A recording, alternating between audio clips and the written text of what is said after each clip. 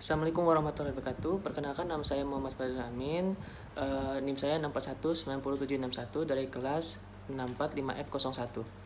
Saya akan menjelaskan laporan keuangan dari PT Unilever Indonesia Tbk. Perbandingan laporan keuangan.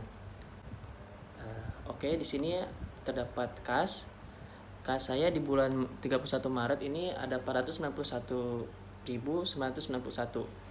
Sedangkan di bulan 30 Juni ada 1.391.453, dan di 30 September ada 664.742. Jadi jumlah aktiva lancarnya saya mendapatkan di bulan Maret ada di 9.369.143, sedangkan di bulan Juni ada di 9.286.443 juta, dan di bulan September ada 9.111.910 juta.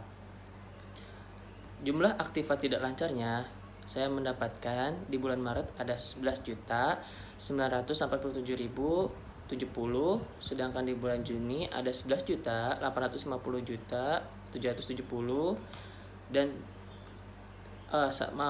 maksudnya di bulan Juni ada 11.850.770, dan di bulan September ada 11.719.346.000. Jadi total aktiva yang saya dapatkan adalah di bulan Maret ada 21.356.213, sedangkan di bulan Juni ada 21.137.213, dan di bulan September ada 20.831.256 juta.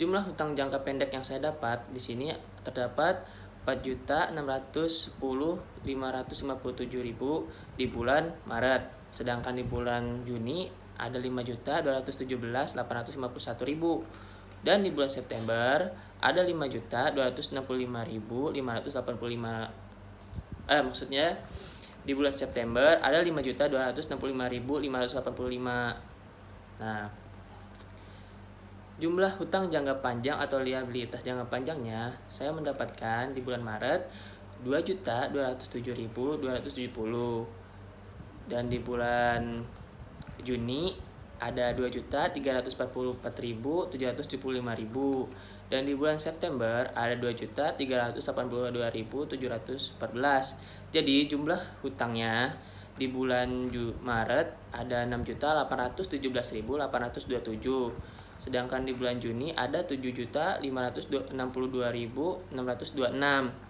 dan di bulan September ada di 7.648.299.000. Jumlah modalnya di bulan Maret 7.219.000.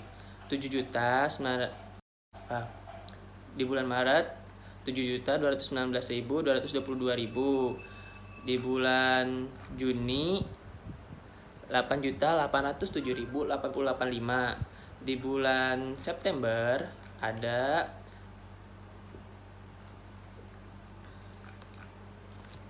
6.485.953. Jadi saya mengambil laba di laba tahun berjalan. Di sini ada 1.862.681. Sedangkan di bulan selanjutnya ada 3.619.635, dan di bulan September ada 5.438.339. Dan saya juga ada laba ditahan ternyata. Laba ditahan saya di bulan Maret ada 7.031.661, sedangkan di bulan Juni 8.620.325, sedangkan di bulan September 6.298.393. Seperti itu. Tren dalam persentase yang saya dapatkan dilihat dari bulan Maret, saya mendapatkan di bulan Juninya 26.660%. Jadi kenaikan dari bulan Maret terdapat 26.660%. Sedangkan di bulan September terdapat kenaikan 13.513% dari bulan Maret. Itu di kas.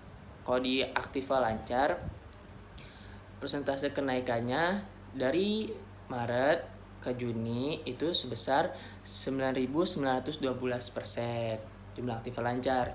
Dan September, dari bulan Maret ke September kenaikannya 9.725%. Jumlah aktiva tidak lancarnya, kenaikannya ada di untuk bulan Juni 9.886%, di bulan September ada di 970 di bulan September ada di 9.777%. Total aktiva. Jadi total aktiva kenaikannya untuk bulan Juni itu terdapat 9.897%, dan di bulan September ada 9.754%, dilihat dari bulan Maret. Jumlah hutang jangka pendeknya, kenaikannya naik sebesar 11.317%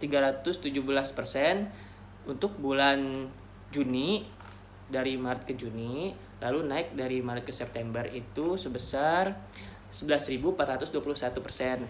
Lalu jumlah liabilitas, kenaikan jumlah liabilitas hutang jangka panjangnya yaitu dari bulan Maret ke bulan Juni dan September sebesar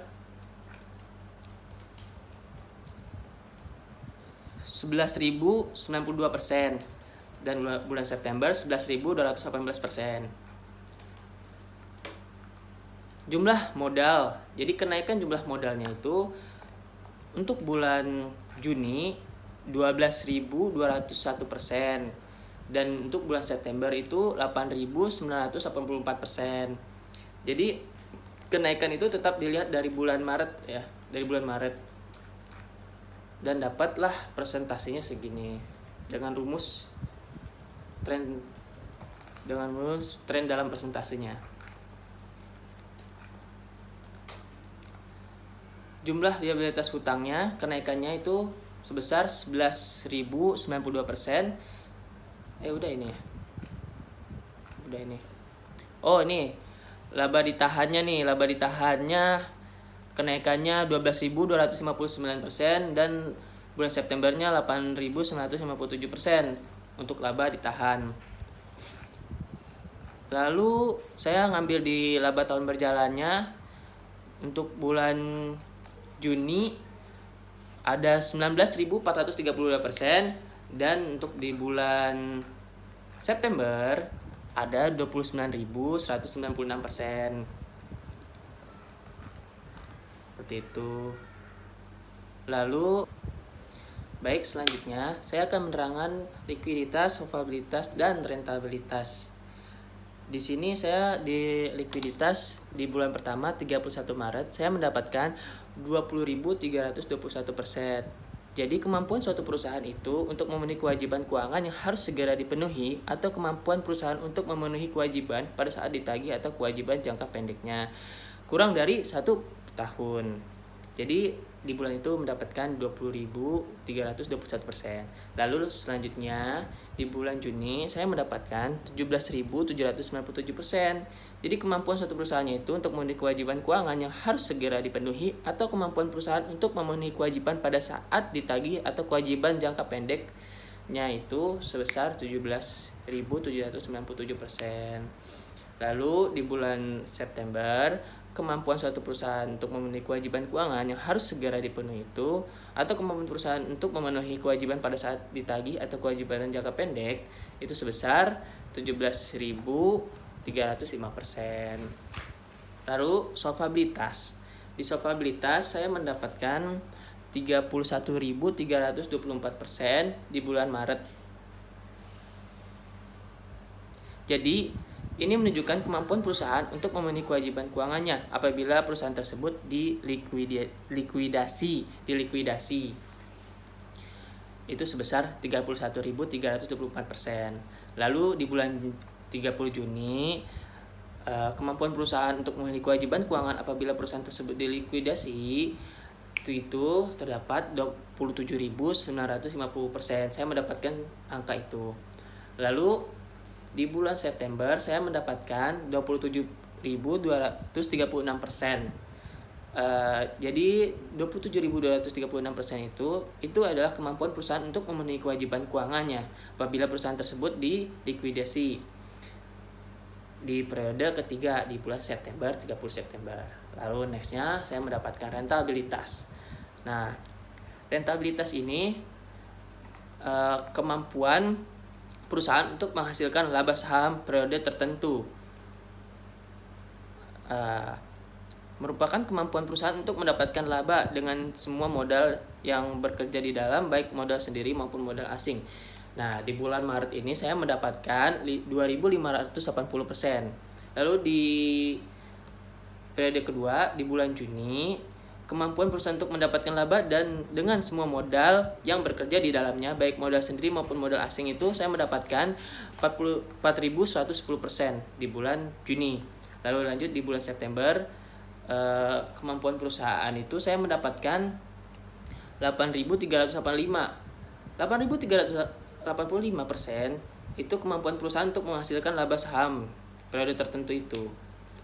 Jadi kemampuan perusahaan untuk mendapatkan laba dengan semua modal yang bekerja di dalamnya, baik modal sendiri maupun modal asing. Seperti itu. Sekian dari presentasi saya. Mohon maaf kalau misalkan banyak kesalahan, karena saya masih belajar juga. Jadi saya akhiri. Wassalamualaikum warahmatullahi wabarakatuh.